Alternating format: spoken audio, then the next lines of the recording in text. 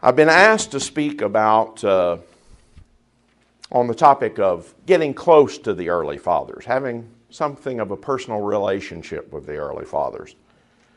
That wasn't a title I chose, but it actually is a very interesting subject. And it led my mind down some unaccustomed pathways. You may actually hear some things that you didn't hear yesterday if you were here, and maybe some guesses on my part as to the role that the church fathers can play. Again, we're starting off this morning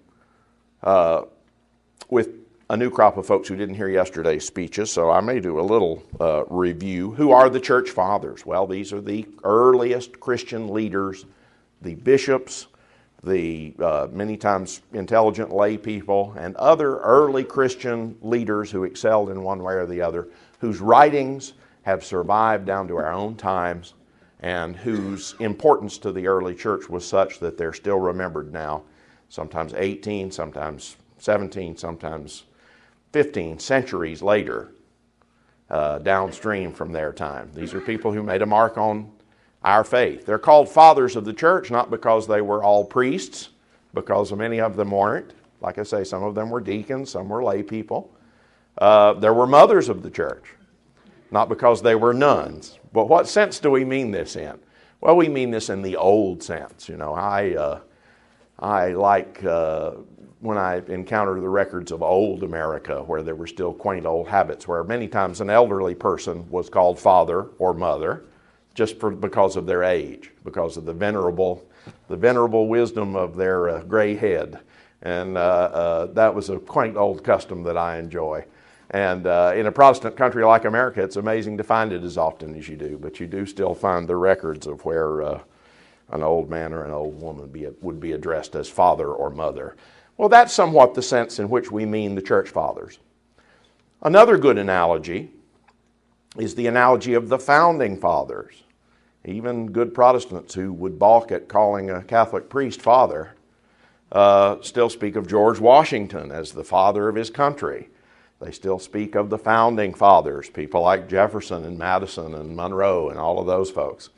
And rightly so. These were and in fact, that's a terrific analogy, because in some cases these men were the creators of America, or certainly the creators of America's political system as we know it. But America had been around and doing business for many years. There's almost as much American history before the age of the founding fathers as there is after. We had been on this continent for 150 years being Americans who had a relationship with England, but nevertheless being Americans for 150 years before these founding fathers came along. So the reason this is a good analogy is the church fathers were not the creators of the church. The creators of the church were who? Jesus Christ, and who else? And the apostles that he chose to be his spokesman. He, interestingly, did not... There's several curious points in the New Testament that a lot of people stumble over, where Jesus says, well, after the church comes, then greater works will happen than the works I'm doing. And then there are other places where Jesus refuses to teach his doctrine to anybody except the apostles. He says, you're the ones that I've chosen to give my message to, and you'll go out and teach it. Jesus doesn't, in several points in the New Testament, makes a big point of not preaching to non-Jews. And the reason for that is, he says, I was sent to the lost sheep of Israel. But you guys, you 12 apostles that I've carefully schooled my doctrine into for 3 years, you are my messengers to the world. In one place he says, as the Father sent me, even so I send you. He said that to the 12 apostles. Interestingly, the Greek word in the original text for sent is apostle. The word apostle means someone who is sent. So here's Jesus saying, in the same way that the Father apostled me, I am apostling you. You guys are being made apostles by me because your job is to take my doctrine to the world. He says, I'm not going to do that. You guys are. And so the founders of the church, Jesus Christ and the apostles that he made. But the pattern that's revealed there, the pattern revealed in the New Testament of schooling the doctrine into the next generation, is the pattern for the church and has been the pattern for the church ever since. Those 12 apostles made apostles. Now, we don't call them by that name. We reserve that special name of apostle with a capital A for those original 12 apostles. But they made disciples. And those of you who are Catholic have heard probably since you were young that the successors of the apostles are who? The bishops. The bishops. All the bishops of the world who participate in the apostolic succession are the successors of the 12 apostles. Now, in some cases, the early church fathers were those bishops. The ones that are in my book, Four Witnesses, they make an interesting little group.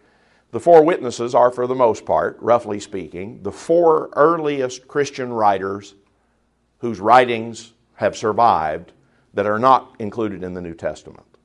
In other words, the earliest non-canonical Christian writings that we have, that we possess. The first of the four witnesses is Clement of Rome, who was a Roman pagan, converted to Christianity, and baptized, according to the records, by Peter himself, the head of the 12 apostles. I also included in my book is Ignatius of Antioch. Let's deal with him first. Ignatius was another successor of Peter. Well, Clement succeeded to Peter's job as the Bishop of Rome. Anybody know who Ignatius succeeded Peter as the bishop of something? Anybody know? Antioch. Excellent. You guys are smart. Peter had another church before he became the founder of the church at Rome. That church was the church at Antioch, the place where people like us were first called Christians. And he had a successor in that diocese, or see, also. And one of his successors in that I think it's the second, or I think just the second. Ignatius was the second successor of Peter. I think that's right, yeah. There was another man in between. But, who? No, that's at Rome. I'm talking about Ignatius at Antioch. He's not all we know is his name, and that's the reason I've forgotten him, I'm afraid. But Ignatius was that second successor to Peter at the See of Antioch. So these are men, this is why we sometimes refer to this very early group as the Apostolic Church Fathers, because they knew the apostles. Some of them knew them personally. Justin Martyr came into the church very early. He was a layman, though. So that illustrates this important point that we don't mean church fathers in the sense that they were all priests, much less bishops. Justin was, by all the records we have, Justin was a layman. Irenaeus, who was the fourth of the fathers that I mentioned in my book, Irenaeus was a disciple of Polycarp. One of the earliest Christian books that survives is the story of Polycarp's martyrdom. And Polycarp was a successor, in turn, of St. John the Apostle. That is the longest living of the 12 original apostles and the author of 2 New Testament books. Who knows what? Oh, no, 5 New Testament books. Who knows what they are? Anybody? St. John wrote the Gospel that has his name, the book of Revelation, the Apocalypse of St. John, and then 3 little epistles of St. John. So those are, but Polycarp was one of his disciples, and Polycarp made another disciple, actually many probably, one of whom was Irenaeus. Irenaeus is so wonderful. You think, man, how close to the 12 apostles.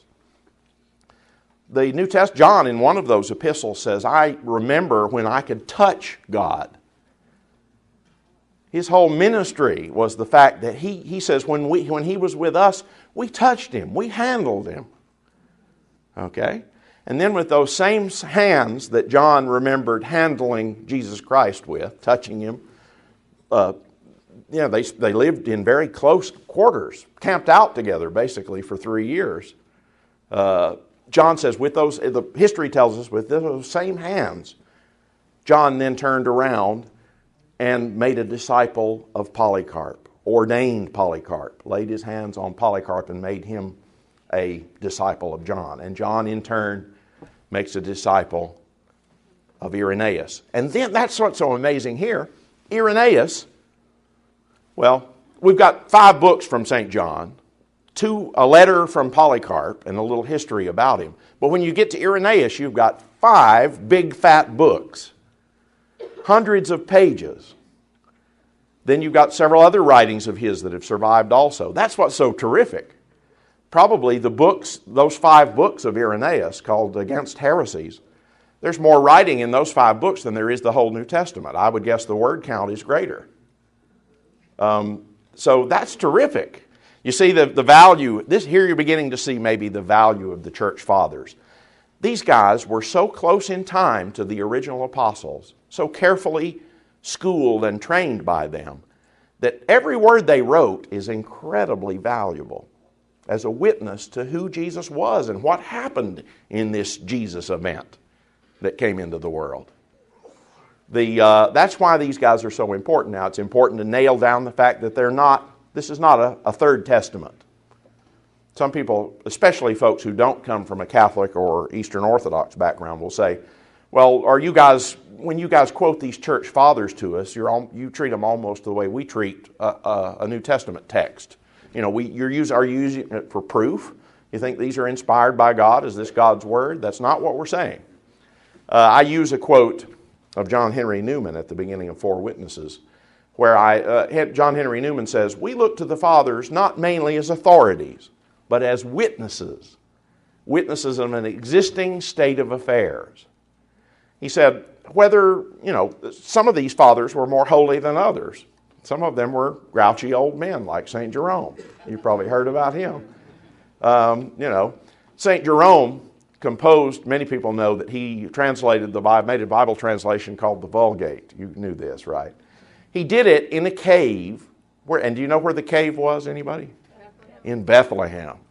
Isn't that amazing? He lived at just about the time that Christians were first beginning to celebrate the feast of Christmas.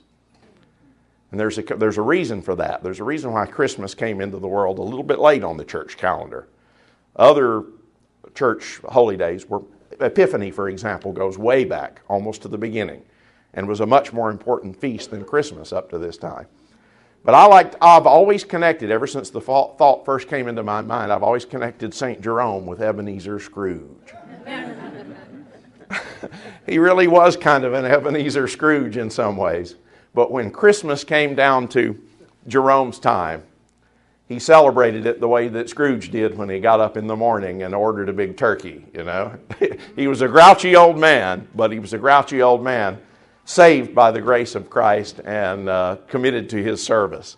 So I think of Jerome as a Scrooge figure. But at any rate, this is the spectacle of the fathers. This is the value of the fathers. We don't use them. Now, it is true that in some of the Eastern churches, they really almost do treat the fathers as a third testament. But Catholics can have some common ground with their Protestant brethren here and say, we don't really treat them as authorities in the sense of having the authority of the Word of God or this being a proof text or anything. What the fathers do is they give us a witness of what the early church was like. The New Testament is so short. You know, that's a concept that gets lost sometimes. You and I think about reading the Bible through as a big challenge. People say, boy, one day, I'd like to read the Bible through from cover to cover. We treat that as if it was the greatest challenge, like climbing Mount Everest or something, you know. You know that probably most of the Harry Potter books are longer than the Bible, you know. Gone with the Wind is longer than the Bible, or probably pretty close. And it's not this enormous mountain that you have to cross. And that's an interesting thing because think about that. The Word of God to us, the soul-inspired Word of God, the sole book that we say had God for its primary author, is not very long. I mean, we would have liked to have had, if you were getting God's Word, if you wanted to hear God's Word on any given matter, how much would you like to have? You'd like to have an Encyclopedia Britannica from God, wouldn't you? You'd like to have a whole library from God, where every question you could conceivably think of would be answered there. But we don't have that. We've got a relatively short book. And the New Testament is very short. I mean, it's something that you could read from cover to cover in probably a day if you're a good reader. So this is why the fathers are interesting to somebody who loves the Bible and wishes there were more of it. The Fathers are not more Bible. The church does not teach that the writings of the Fathers were inspired in the same way that the Gospel writers and the other writers of the New Testament were inspired.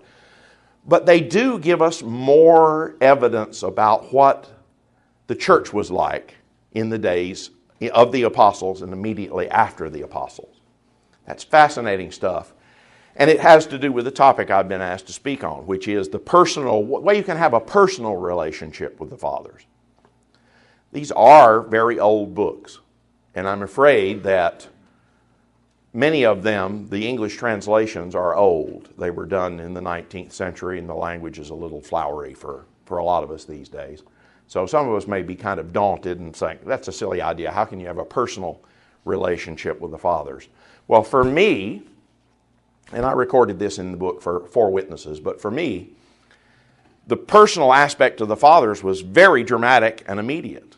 I was a Baptist. I was an evangelical Protestant who really knew nothing about the Church Fathers, who had been strongly affected by the central tenet of all Protestantism, probably the only tenet that all Protestantism shares, and that is that the early church founded by Jesus and the apostles had gone bust somewhere along the line. The original church that had originally been founded by Christ reached a point where the corruptions and the additions that men had loaded onto it got so strong and so pervasive that the original message was either lost completely or so obscured that we needed a reboot. Essentially, that is the Protestant idea, that by the Middle Ages, Christianity was such a mess that you just had to reach down and hit the hard reboot button, for those who know computer analogies. Okay, we just needed to reboot the whole thing and come up fresh, get a fresh browser open and start from scratch, you know.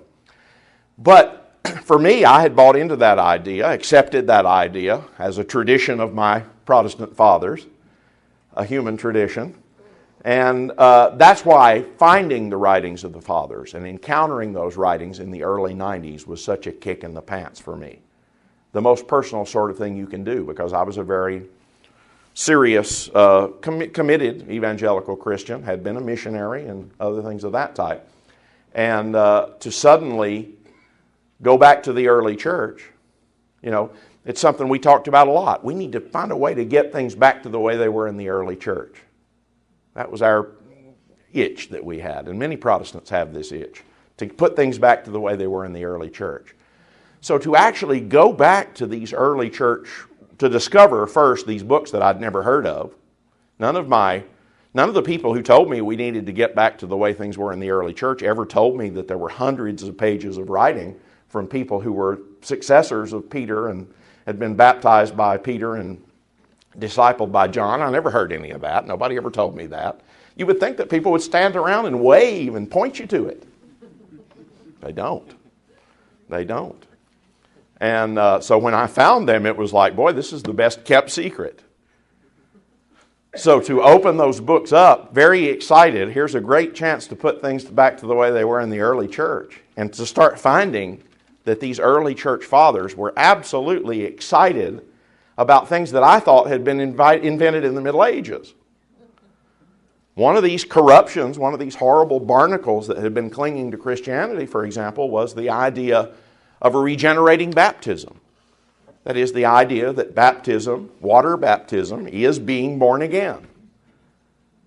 I was a born-again Christian, and I certainly did not connect that phrase with water baptism. We were told that water baptism was something we do out of obedience to Christ, but it's not really necessary. Remember, faith alone. Protestant believes that faith alone saves. So one of the things that's just sort of a leftover, something we did because we couldn't quite get it out of the New Testament, that is, go out and baptize people, was just sort of something we did out of obedience without really knowing why it was so important, why the apostles and Jesus were always on about baptism, you know. But here, in the early fathers, not only did I find evidence that the early fathers believed that water baptism is being born again, that is, that water baptism has sacramental power, what we would have called magic, superstitious magic, we as Protestants.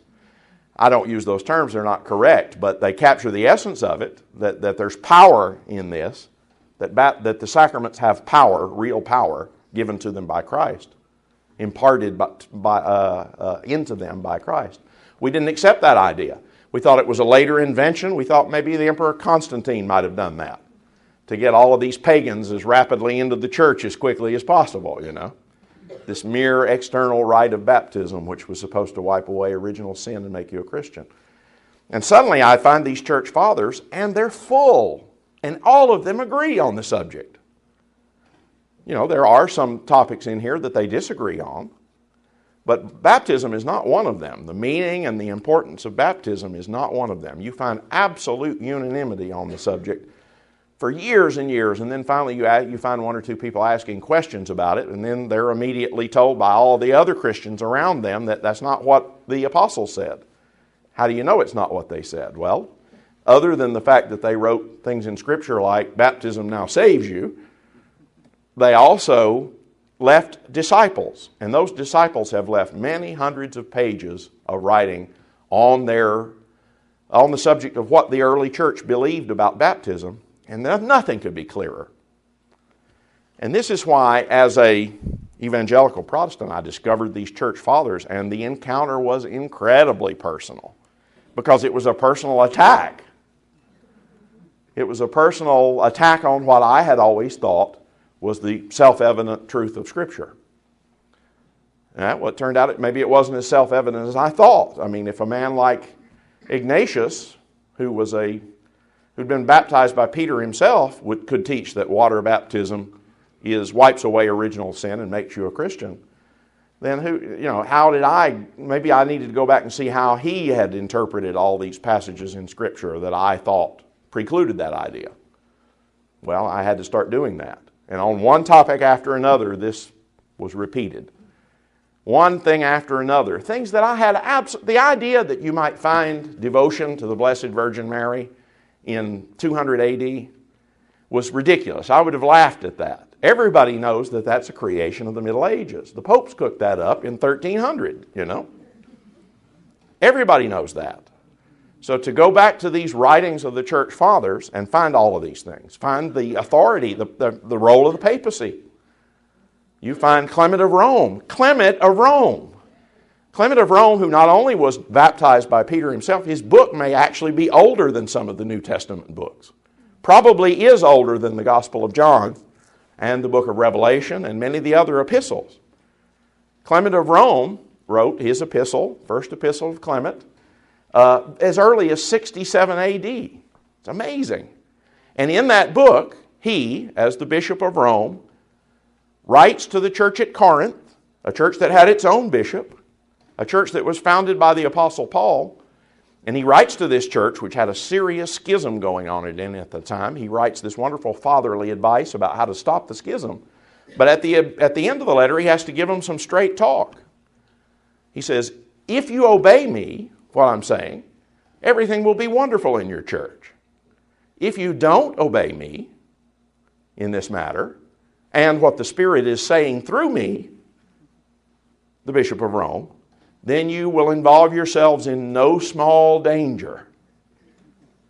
Okay? Now, who is this guy? The bishop of another city 400 miles away. Who is he to write to Greece? There's a bishop there too, also a successor of the apostles, probably a saint. Who is Clement to write to that church and say, if you don't obey me and what the Spirit is saying through me, you will involve yourself in no small danger?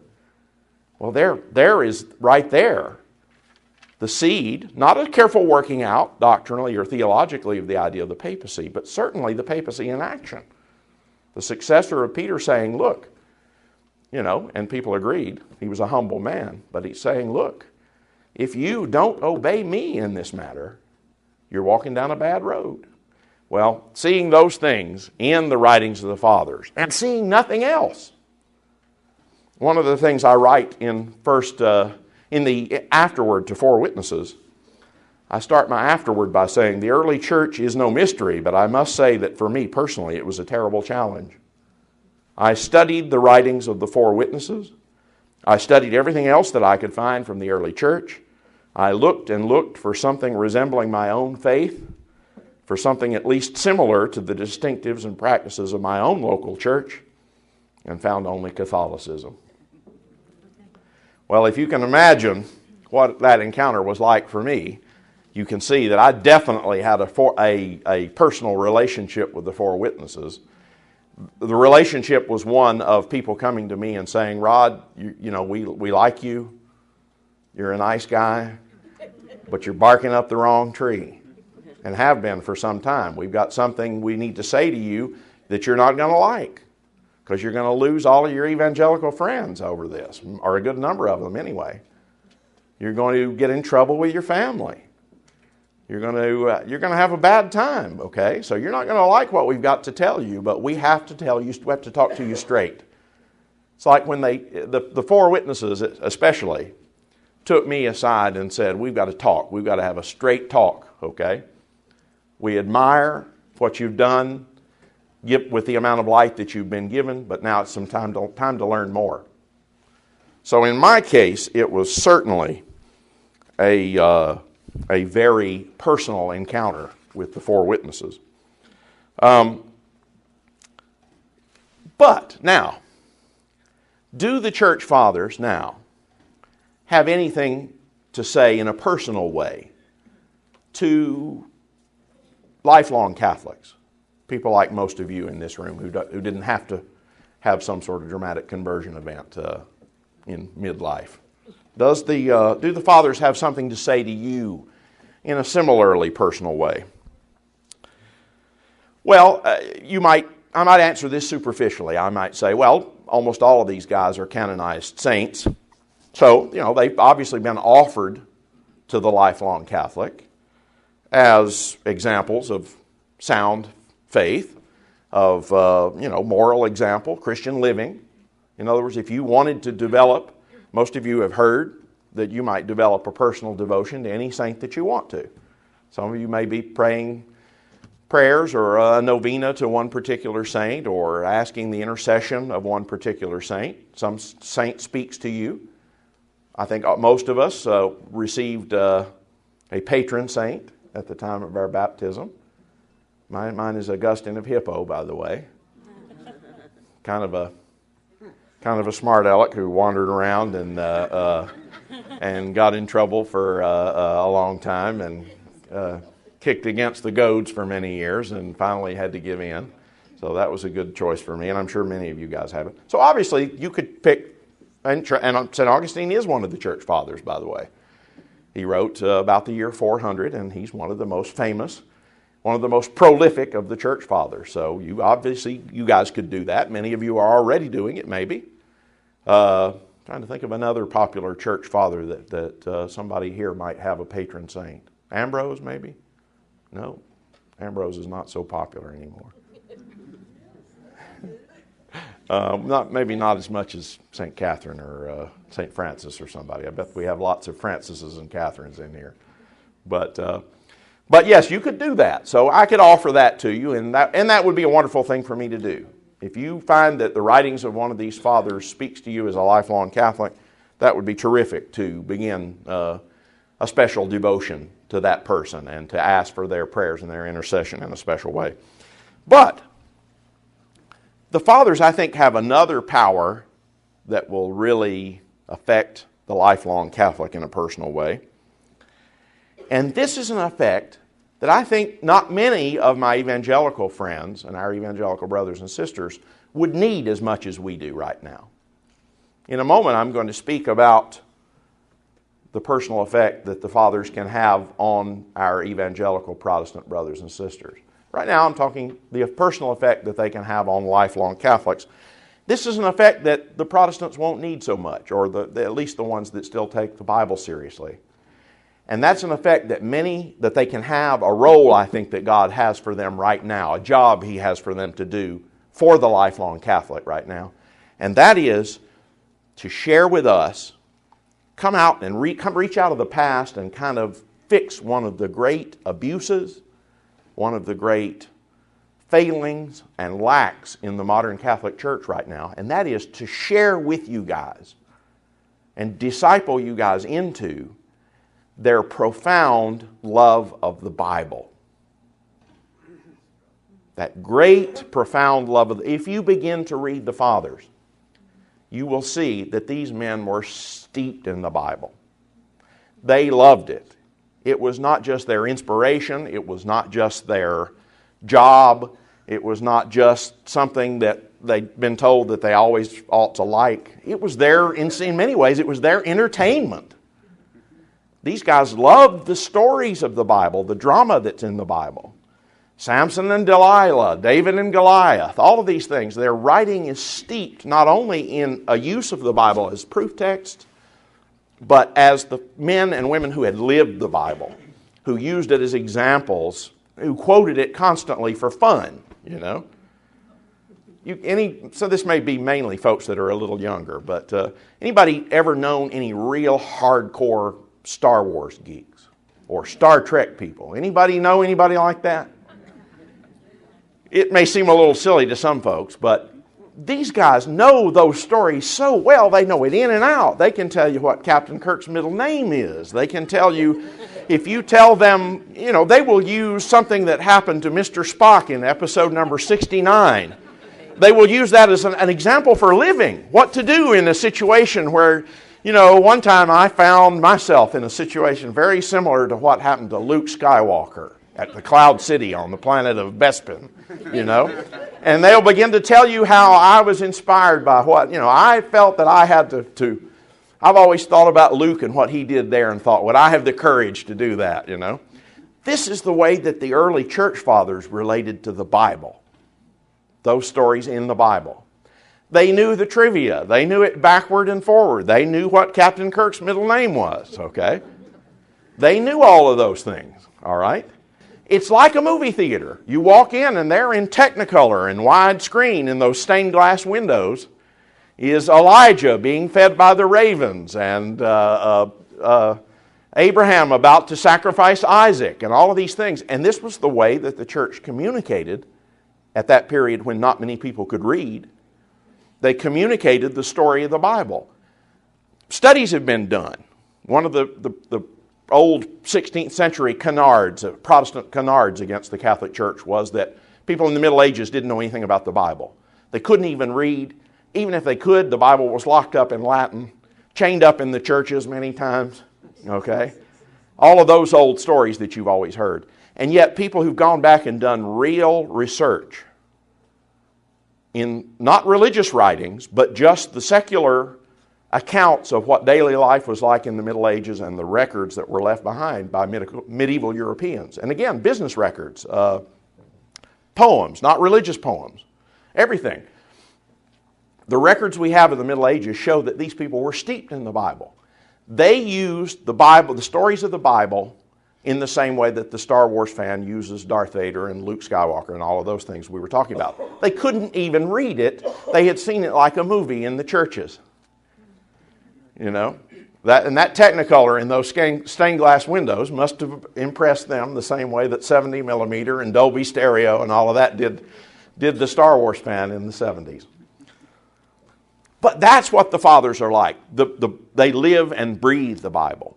Okay, they use it as they named their children out of it. They did all of the other things. They used it as a daily, you know, they capped each other's quotations on a day-to-day basis. This is what the world of the fathers was like. And this, I think, is the great gift, the great role that the fathers may have, the job that God has for them now for the lifelong Catholic. If you drive down an American street, you'll see the Methodist Church and the Free Episcopal Church and the Church of God of Prophecy and the Assemblies of God. You can just drive down the church and every one of these buildings is full of people who claim that they just opened the Bible up, they read it, it spoke for itself, didn't need an interpreter, God helped them, the Spirit helped them to understand what it means, and they all got 800 different answers. Okay? In other words, a bad example has been set for us about Bible reading by looking at the effect that it seems to have on other people. Okay? If I read the Bible, it's like a Catholic says, okay, Father, you're saying we should read the Bible, but I don't see why. In other words, if I go home from Mass and I read the Bible and I get a different answer than the church gets, then I'm a heretic, which I don't want to be. If I go home after Mass and read the Bible and I get the same answer that the church gets, I'm redundant.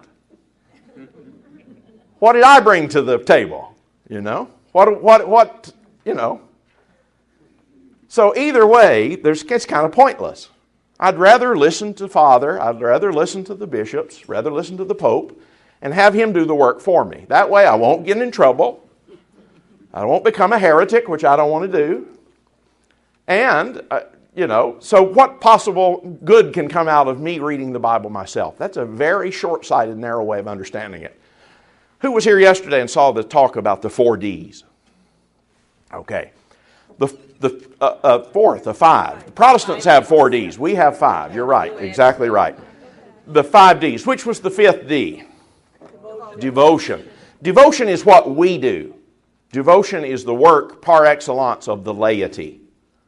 Everybody does it, of course, but all the great work in the area of creating new and fruitful and life-giving devotions has been done by lay people, almost completely. And the way we do that, we do it by going into the Bible and encountering it, by living it, by thinking about the stories. Every one of those stories has so much depth in it that you can stew on it for years and you really can come up with new ideas that no Catholic ever thought of before, no Christian ever thought of before, a new angle, a new aspect of it that nobody ever thought of, and still not be a heretic. The idea that the church, which has admittedly been in business for 2,000 years, has done all the work already, has mined everything out of that mine that could be mined out, is incredibly false. It's an incredibly false idea. The idea that the Bible is a mine that has played out is a false idea. And the work of the laity in encountering the Bible, in having feelings about the Bible, is the great engine that drives the creation of new devotions in the church, of new ways of praying, of new images, fruitful images, new ways of encountering the Bible, and new ways of making it relevant to people. All of that is a work that the lay people do. And the reason they can do it so safely is because we have guardrails that the poor Protestant doesn't have. The most sincere Protestant in the world, evangelical, will open up the Bible and suddenly decide that he's found a passage that shows that a real Christian will handle snakes. Okay? I come from the mountains of East Tennessee, and we have snake handlers. They're still there. Okay? You have to. They're an easy mark for comedians. Okay? But that takes guts. Would you handle a snake? I have to admire the faith. In other words, these people do it because they sincerely believe that God will protect them. And the odd thing is, most of the time He does. The percentage of deaths among snake handlers is remarkably low. Much lower than you and I might think or suspect. Now, am I recommending snake handling? No. But this is the point. You and I see the spectacle. A sincere Protestant saw a text that said, handle snakes. It's right there in Mark's Gospel. Jesus says His disciples in the coming age of the church will handle snakes. There you go. It's plain. It's in black and white, right? You don't believe the Bible? Okay. We see this spectacle and we go, I don't want to do that. Okay. The Protestant has no guardrails. There's nobody to tell him, my friend, you are going mad. Okay. This is what the guardrails of the church, this is what the magisterium of the church is for. Okay, the magisterium, you've heard that term, the teaching office of the church. Catholics take that in far too passive a sense. The Catholic Church, the bishops, the priests, the Pope, maybe the church fathers, they're there to teach us the faith. Well, in a way that's true, but again, it's such a narrow range of things that they say. You might think the church's teaching is this exhaustive thing that's flowered for 2,000 years. In a way, that's true. But in another way, they've spoken on remarkably few subjects. In other words, the Bible's a short book. The dogmas of the church are very few. There's still lots of work to do, lots of stuff to be mined out of the Bible. The teachings of the church, the magisterium, are there to act as guardrails, so you can be safe, so you can enjoy going to the Bible and having ideas that you never heard before. You can enjoy that as you're supposed to because the guardrails are there. All right? You're not going to find some isolated text. And, well, I think it was Tertullian who said that the Bible, it works for Catholics because it's like a garden. And you can turn the children loose in it because there are walls around it. And we know there aren't any wolves in here. Okay? The magisterium is the guardrails. It's not the force-fed message that's the exhaustive truth. And if so long as you stick with it and learn it, you're okay. That D, that fifth D, we have to build it. You and I have to build it. And there's also doctrine, and even some of the dogmas of the church have been influenced by things that lay people discovered. If you open the Bible with the intention of saying, I'm going to get everything that God has for me out of this book, I can do it safely because if I come to Father with an idea that's wacky, He'll say, well, gee, that's very creative and that's really great, but here's some statements that the saints have made on this subject that maybe you need to factor in. Okay? Here's what the Council of Chalcedon said, and you probably should read that before you go much further down this particular road. Right? You see, I think, the role. So, Dr. Peter Kreeft, who is a professor of philosophy, Catholic, wonderful Catholic professor of philosophy at Boston College. Dr. Peter Kreeft said, he was asked, what do you see your job as? He teaches Catholic students who come through his philosophy classes every day.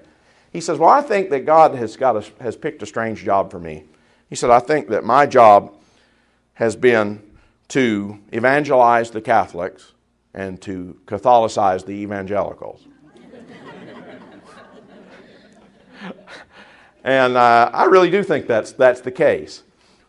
One of the ways in which you personally can be revolutionized by the Fathers is to go get some of these books, to find other writings of the Fathers online, to buy the writings of the Fathers, to start to go through them, pick up some of that love that they had for the Bibles, okay? But the Bible was everything for them. So the Fathers, I think, when they speak personally to the lay Catholic today, will say, rediscover your heritage as Bible Christians. You guys are the Bible Christians. Here's a question. Yes, ma'am. Yes. As you have been speaking about sort of loose form. Well, okay, that's a good question. Yeah, that is actually, I should have clarified that. The Old Testament was very clear at that time. There was no question about what constituted the Old Testament for Christians in those days. The New Testament was an emerging collection, okay? But the beginnings of it, they already knew. Everybody knew everybody knew the four Gospels. Okay? Everybody knew many of the letters of Paul. How did they know that? They were being read at the Mass. Okay, so they were already essentially part of the body. They just were not officially. Right, exactly right. Yeah, before the New Testament books were ever put together between covers and said this is a list of the books that are inspired by God, there were lists that were made, but they were lists that the bishops made about which books, which Christian writings should be read in the Mass. I hope none of you have had to suffer through a Mass where they got up and read through some of the writings of Gandhi in the church. That happens, I'm afraid, from time to time. By the way, I'm a great fan of Gandhi. I think he was a great man, more Christian than a lot of his admirers would like if you actually read what he wrote. But so you've suffered through that. There was a need in the early church to produce a list of which books the church considered to be apostolic. Okay? So the earliest lists of canon, the earliest lists of Scripture, New Testament Scripture, were lists that were created to guide the lectors at Mass. Which books had such authority that they could be included as part of the divine liturgy. And if that is the case, yeah. talking about approval of the original apostles, Oh, absolutely. Well, there's a place in the New Testament itself where Peter speaks of some of Paul's books as Scripture. Peter was still alive. Paul was still alive. So yes, they were aware of the special role that Jesus had given them as the architects. Yes, the Fathers have something to say to lifelong Catholics. Many things, but the main thing I think that God wants to use them to help us with right now is to impart to us their great love of the Bible, their reliance upon the Bible in day-to-day life. Now, my last topic, and I hope I'll complete it quickly, and I think this is something which maybe you've never heard before, maybe even my co-speakers have never heard before. Hopefully it's not an innovation, but just me digging more good stuff out of the garden. But what do the Church Fathers have to say to our separated brethren? Okay, that is the non-Catholic Christian, the baptized non-Catholic Christian who is a member of the one church. All Christians are Catholics, by the way, whether you know it or not yet. In other words, there's only one church. There's only one baptism. Baptism makes you a member of the only church there is, and it is the nature of that church to be Catholic. What do the Fathers have to say about their separated children, those further down the road now that have wound up, through no fault of their own many times, on the wrong side of the divorce, if you see what I'm saying? What do the Fathers have to say to them right now? I think that these Fathers are going to have an important role in this time, and I think they are having an important role. I mean, my goodness, our friend Dr. Scott Hahn, who has done so much to make the faith intelligible to evangelical Protestants. Marcus Grodi, many of these other writers that you know, many people, this new wave of converts from evangelicalism that I've been privileged to have some small part in here in the last 10, 15 years. Most of that, a good portion, a shocking portion of that, has been inspired by the Fathers. In my own case, it was the Fathers almost entirely. But the writings of the Fathers had an important role for Dr. Hahn, if I'm not mistaken, for many of these latter-day converts. So, and I talked about that early on, my personal encounter with the Fathers. But beyond that, for me, it was the shaking encounter. Rod, you need to see what the early church was really like. You know, you come from Tennessee, they say they want that old-time religion in Tennessee. Well, if you want that old-time religion, you're going to have to come back and investigate what it was really like, and you're not going to like it at first. There was an old-time religion, and if you want it, you've got some changes to make. Well, that role happened to me, and that role will happen, I think, eventually, to any sincere seeker who looks to see in the writings of the Fathers what the early church was like. But, even for people who aren't, it took 10 years for me. It was a 10-year-long process. The Church Fathers can be incredibly important to church unity even before that. Okay? What do I mean by that? Let me take just a minute. I had a good friend, a very sweet lady named Kathy Lundquist, a friend of ours who lives in Portland, Oregon. I was a Catholic, she was an evangelical, and she was very suspicious about what I was doing. This was just not too long after my original conversion. And one day she told me in a great enthusiasm about how her church, evangelical church, was beginning to really enjoy this Jewish roots movement that's abroad in the evangelical churches. Was very popular. Many of you who know something about Jeff Cavins' conversion story know that Jeff Cavins was influenced by this. The Jewish roots movement was a movement to go to evangelicals and say, look, your culturally, you guys are just kind of white bread Americans and stuff. Wouldn't it be interesting if you had feasts and something like the Seder, these wonderful rituals? Let's go back to the Bible. You can understand the Old Testament so much better if you know something about the Jewish roots of our Christian faith. So there's this Jewish roots movement where evangelicals will get together and learn Hebrew words and have a Seder and all these other things. And she was so bubbling over with excitement. Rod, it's just so wonderful. We're learning so much about the Jewish feasts, the Jewish holy days and all this. And I said, That's great, Kathy. I said, that's terrific. I said, maybe you can move on from that to discover the Christian feasts and holy days and rituals. Now, that made her mad. And I can understand why that is. I was a little bit, but fortunately I was confident enough in her friendship to take that daring step. But she credits that she's Catholic now. She credits that experience, that moment, for being something that sort of kicked the stool out from under her, you know. And so there we go. It made her think, and that's what I think the fathers can begin to have for everybody right now. Okay? They can begin to have that effect of creating a Christian roots movement. You know, the Jewish roots movement bore great fruit. What if there were a Christian roots movement too in those churches? That is, again, I'm not just talking about an individual conversion to Catholicism from evangelicalism. I mean something more. I mean from some of the defective thought forms that are abroad in their late modified 16th century version of Christianity. They can begin to fix those churches and begin to fix what's wrong with them, what the evangelicals say is wrong with them right now, even if there is no conversion to Catholicism for every individual or mass conversion. Okay? A question? Actually, I'll ask it now, but more as something Gnostic and one of the heretics as opposed okay. to the Father. So, like I said, you don't need to answer it You bring up the question of what about apocryphal and non-Christian writings from, quote, Gnostics and other heretical groups in the early days. They're not labeled. Yeah. You know, we pick it up, it's got an older name on it. Don't attempt this at home. I think I will address that question more fully in the panel session later on, but let me just give you the short answer right now. There are fathers and there are fathers. There are old Christian books and there are old Christian books. The fathers who were in communion with each other, were in communion with the successors of the apostles, in churches founded by the apostles, they all said the same thing on these subjects.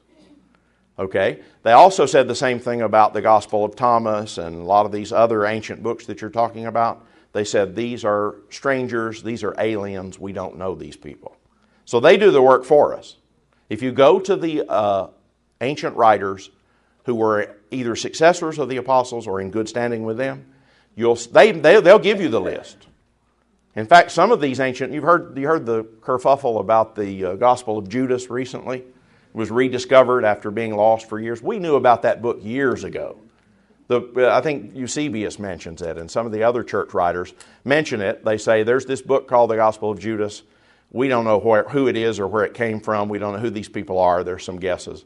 But they said these are not writers in good standing with the apostolic churches. So they gave us the warning. By the way, we didn't have the book itself until recently, but when it was discovered, we found out it said exactly what the fathers had summarized for us in 350 AD. So the early accounts were right. There were no surprises in the Gospel of Judas. Well, let me quickly finish, and there'll be, as you say, there'll be a lot of other good time to jaw in the panel sessions. But here's the point in which this is my point for evangelical Christians.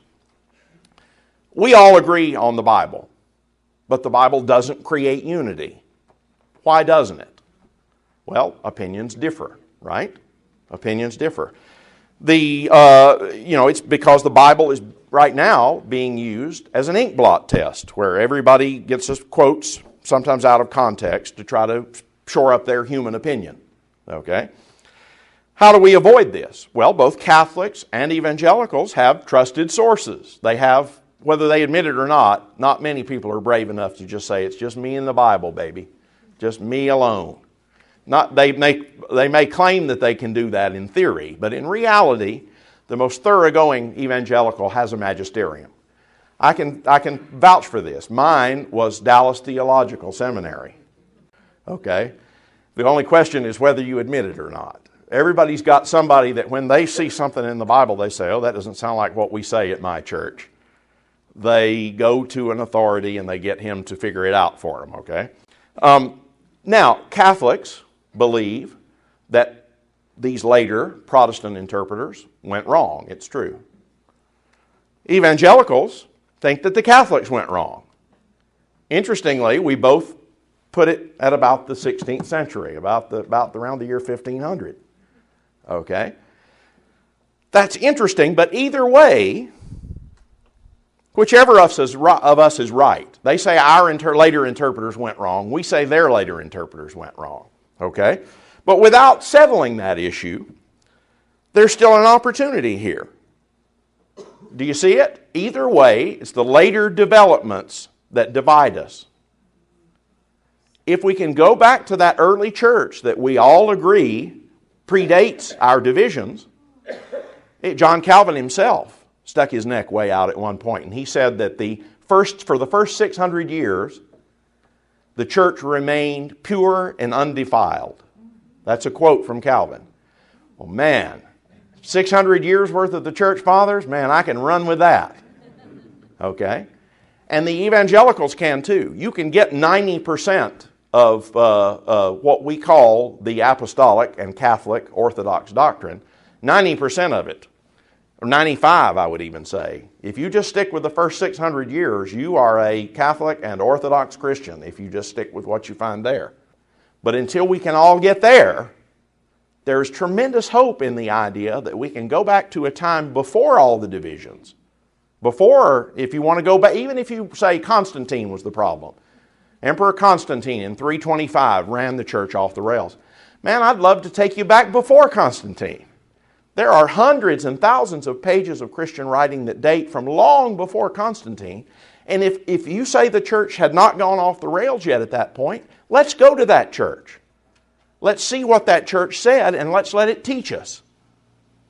Because it's going to do an end run around some of the later traditions that Luther and Calvin and all the others brought in later. And to tell you the truth, it's going to leave us without room for some of the devotions that we necessarily have developed in recent centuries in the Catholic Church. But that's okay. We can all hold on to our individual distinctives for now, but there's great hope for unity in the idea of going back to the early church and finding this huge core of teaching available from that undivided church that predates all the divisions.